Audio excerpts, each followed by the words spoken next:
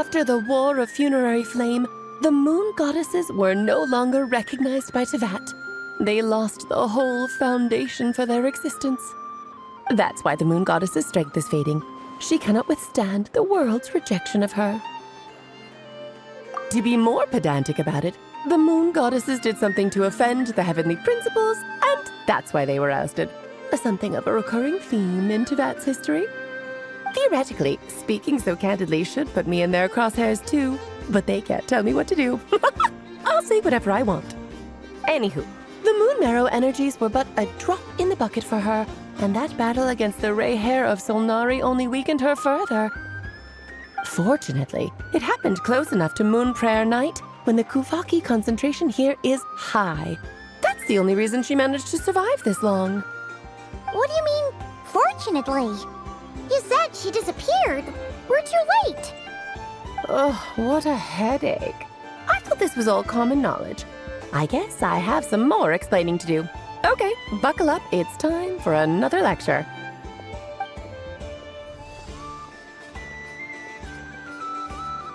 Now, I said earlier that the moon goddesses lost the foundation for their existence. The reason for that has to do with the natural order. Basically, the rationale for their existence in Teyvat was lost. The same logic applies to the present moon goddess too. Consider her existence so far. Her comrades in the Fatui called her Damselette. And she was worshipped as Kutar by the Frost Moon Scions. But these connections have now been severed, whether by her hand or yours. So, the rationale that once sustained her existence is now gone. Wait, we did that to her? Oh, well, strictly speaking, yes. But let's not start pointing fingers, shall we? I'll only end up as the big bad villain, and that's not the kind of final boss I want to be. Of course I do. I'm only the greatest mage in the whole entire world. Now, if you wish to find your moon goddess, there are two problems we need to solve.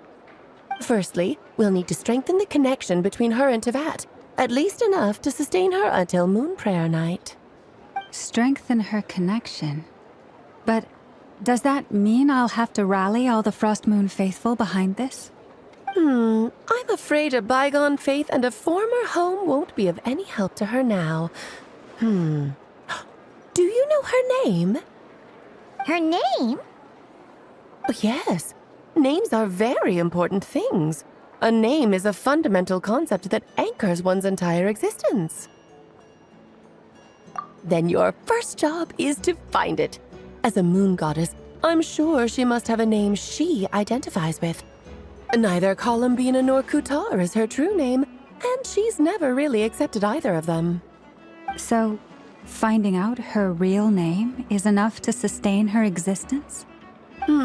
Yes, I know it sounds like a small step, but every journey begins that way. So for now, that's all we need to focus on.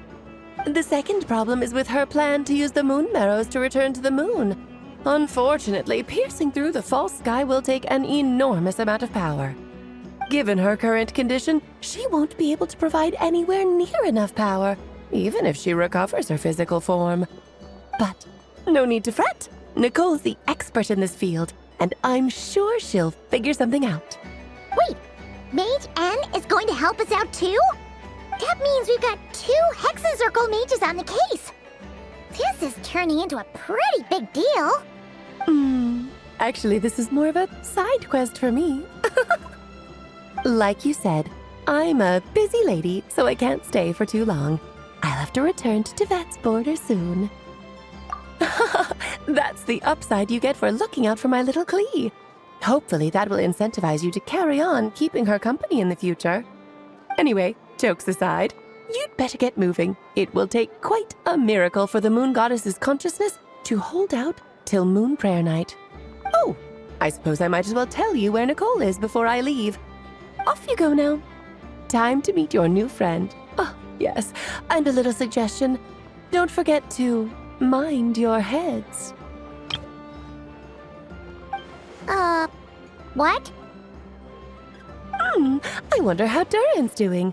I should really go see him before I head back. You really are super busy. I most certainly am.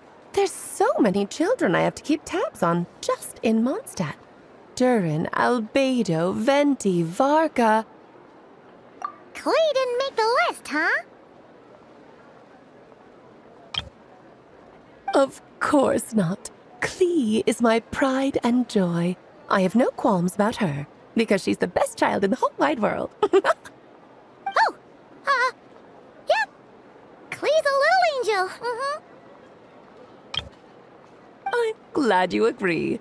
Well, all the best. See you when I see you.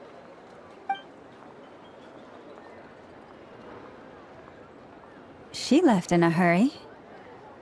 Yeah, she didn't pack up her stall. Should we handle it for her? I must say, I am now very curious about her daughter. Klee, wasn't it? What's she like? That's a long story. Come on, we'll fill you in as we go.